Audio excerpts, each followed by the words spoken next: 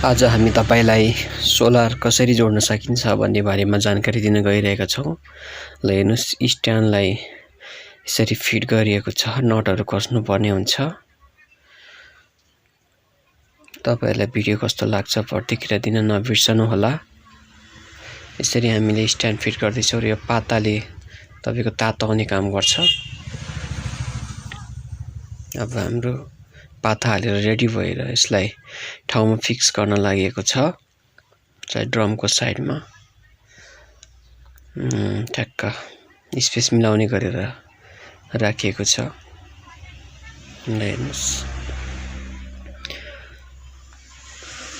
Adjust गरिएको छ त्यसमा। अब माथि यो ट्याङ्की हामीले फिट गरेका छौं।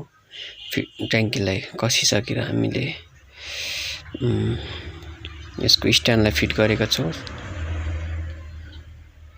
अब यसमा हामीले ट्याङ्कीबाट हाम्रो घरको ट्याङ्कीबाट सोलरको ट्याङ्कीसम्मको पाइप कनेक्सन गर्नुपर्ने हुन्छ।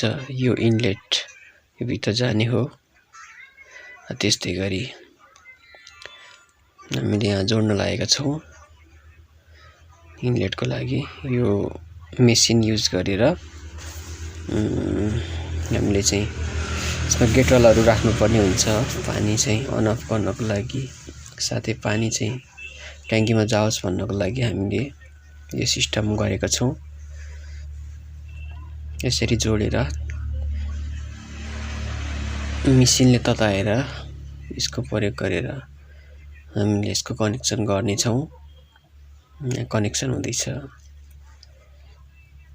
कनेक्सनबाट यसरी तपाईको हामीले चाहिँ ट्याङ्कीबाट पानी चाहिँ घरको ट्याङ्कीबाट पानी चाहिँ सोलरको ट्याङ्कीमा जाने सिस्टम यहाँ बन्दैछ। यसरी जोडेर चाहिँ कनेक्सन भएको छ। अर्को यतापट्टि साइडको चिसो पानीको हो भने तातो पानीको यसरी माथिपट्टि दिएको हुन्छ। अनि त्यसरी कनेक्सन गरियो। तपाईलाई भिडियो कस्तो लाग्छ सल्लाह सुझाव दिनु होला। यसरी मिलाएर ट्याङ्कीबाट आएको पाइपलाई अर्को यो कनेक्सन दिएर निप्पल जोडेर हामीले ट्याङ्कीसम्म सोलरको ट्याङ्कीसम्म जाने सिस्टम बनायौं।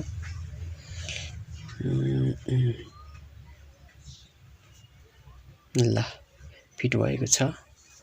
यसरी माथि तातो पानीको लागि यसरी आएर अनि त्यसपछि यस्तो कनेक्सन हुँदै हामीले त्यहाँबाट ट्याङ्कीमा यसरी लगेका छौं। गेटवाल पनि छ। ल हेर्नुस्, यसरी पानी भित्र जान्छ। अब हामीले पानी भित्र त गयो। अब तातो पानीलाई हामीले कोठामा पुर्याउनको लागि अब यो सिस्टम गर्नुपर्ने हुन्छ। आउटफ्लो हुनु पर्यो पानीको आउटफ्लोको लागि सिस्टम तयार गरिदैछ।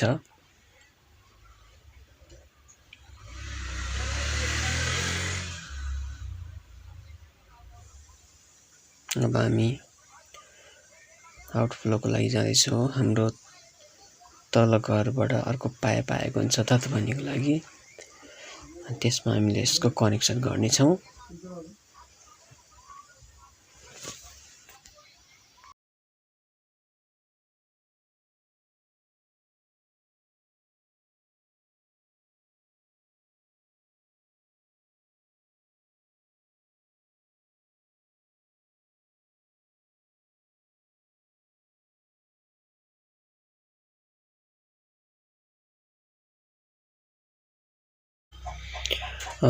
यस्तै गरी अब हामीले भित्र आउटफ्लोको लागि पनि पाइप कनेक्सन गरेका छौं।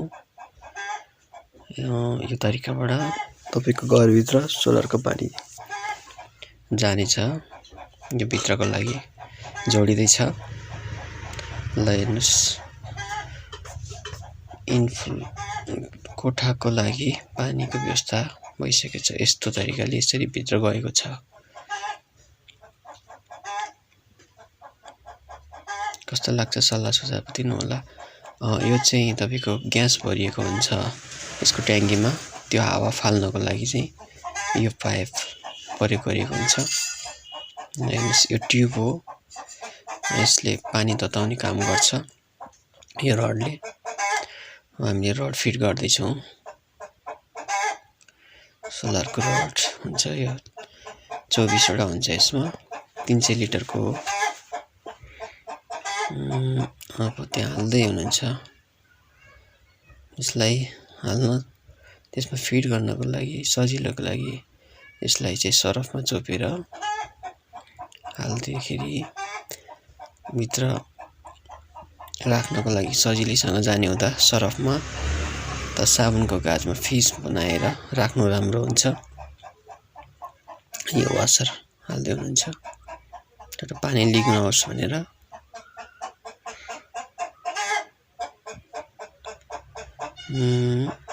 अब हामी लगभग सोलरको अन्तिम चरणमा, फिटिङको अन्तिम चरणमा आइपुगेका छौँ। यसरी जोड्दै हुनुहुन्छ।